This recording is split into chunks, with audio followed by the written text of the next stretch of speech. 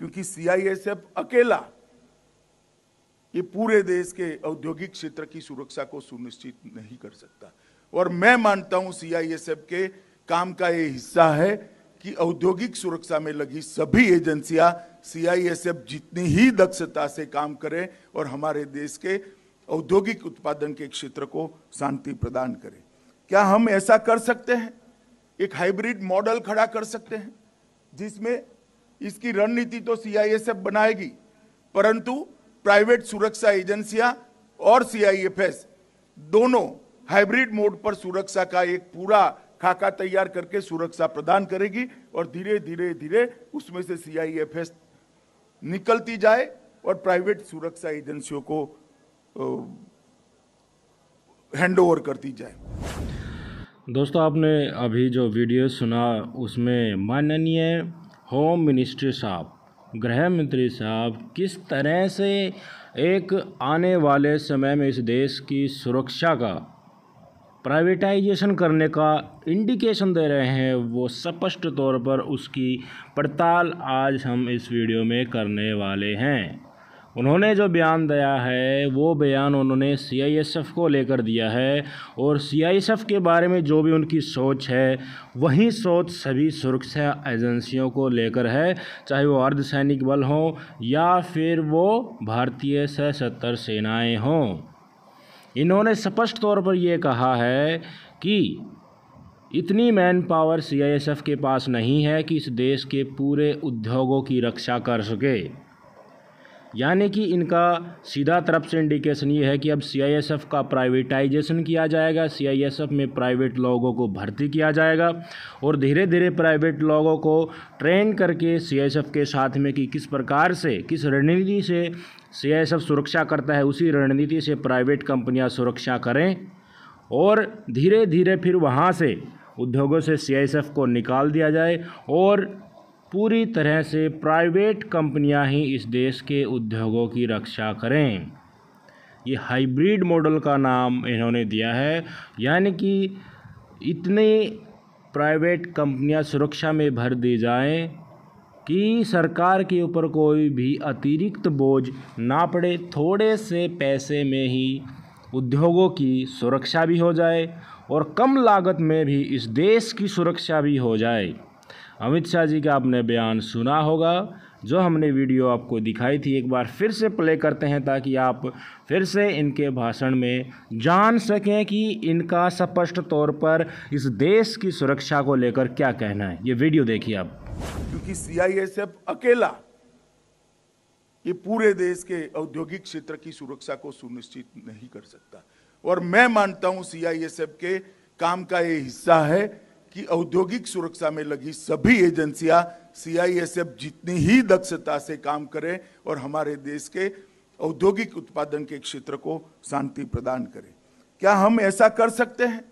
एक hybrid model खड़ा कर सकते हैं जिसमें इसकी रणनीति तो सीआईएसएफ बनाएगी, परंतु प्राइवेट सुरक्षा एजेंसियां और सीआईएफएस दोनों हाइब्रिड मोड पर सुरक्षा का एक पूरा खाका तैयार करके सुरक्षा प्रदान करेगी और धीरे धीरे उसमें से सीआईएफएस निकलती जाए और प्राइवेट सुरक्षा एजेंसियों को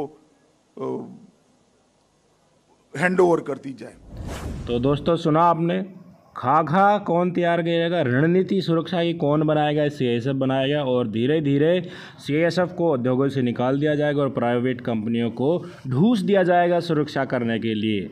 यानी कि सीआईएसएफ में या कोई भी सुरक्षा ऑर्गेनाइजेशन है, कोई भी संस्था है सुरक्षा को लेकर, उसमें सिर्फ इतने परमानेंट मेंबर रखे जाएंगे जो सिर्फ पॉलिसीज बना सकें, जो रणनीति बना सकें और ज़्यादा जो वास्तव में सुरक्षा करने के लिए इस देश को सीआईएसएफ के कर्मचारियों की ज़रूरत नहीं है।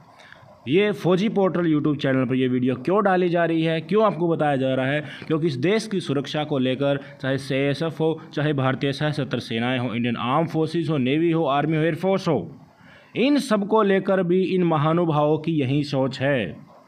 अग्निपथ से अब जितने भी रिक्रूटमेंट होनी है सारी की सारी सेनाओं में अग्निपथ स्कीम से होनी है और अग्निपथ स्कीम से कुछ चुनिंदा लोगों को परमानेंट किया जाएगा और वो वही चुनिंदा लोग होंगे जो सिर्फ रणनीति बनाएंगे और बाकी सुरक्षा का काम धीरे धीरे प्राइवेट कंपनियां भी इसमें लगा दी जाएंगी। इस देश का आधार, इस देश की रीढ़ दोस्तों मैं आपको बता दूं उद्योग ही है।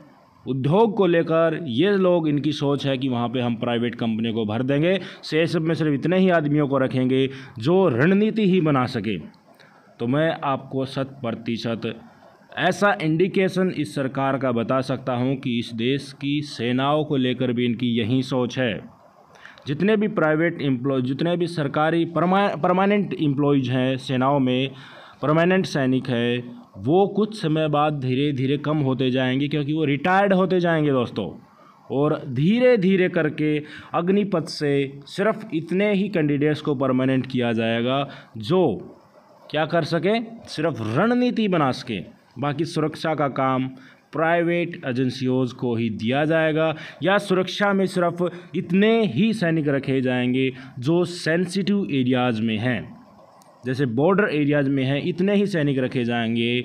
बाकी सब प्राइवेटाइजेशन ये सरकार करने के मूड में है, इनका इंडिकेशन से साफ है दोस्तों।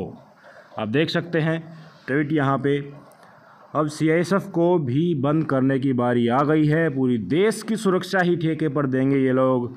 ऐ मेरे देश, यही है झूठे राष्ट्रवाद का असली चेहरा।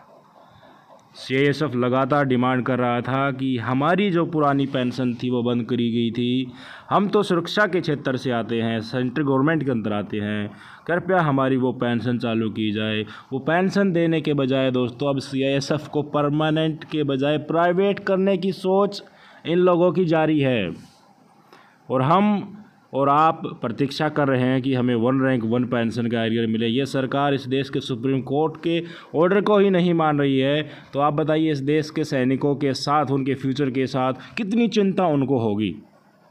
रिटायर्ड सैनिक जिसने अपने जीवन में सर्वोच्च बलिदान दे दिया हो अपने इस देश के लिए, अपनी पूरी जवानी के दिनों में इस देश की सेवा में लगा दी हो, और वो अपने असली हक की मांग कर रहे हैं, वो हक उनको नहीं दिया जा रहा है, लगातार रिझाया जा रहा है उस हक के लिए, तो क्या सर्विंग सैनिकों के लिए ये सरकार संवेदनशील होगी?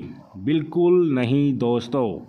ये बात स्पष्ट है कि धीरे धीरे सैनिकों की संख्या में कटौती की जाएगी। इतने सैनिक ही रखे जाएंगे जो सेंसिटिव एरियाज़ में और रणनीति बनाने के लिए ज़रूरी हैं। बाकी सब जगह इंटरनल सुरक्षा में या पीस एरियाज़ में प्राइवेट एजेंसियों को ठूसा जाएगा। ये है इस देश के युवाओं को रोज़गार देने की इन लोगों की नीयत दोस्तों। इस वीडियो में जो भी आपको बताया गया डेफिनेटली आप समझ गए होंगे कि ये सरकार आखिरकार इस देश के सैनिकों और पूर्व सैनिकों के लिए क्या सोच रखती है। फिर मिलेंगे आपसे, तब तक के लिए जय हिंद, वंदे मातरम।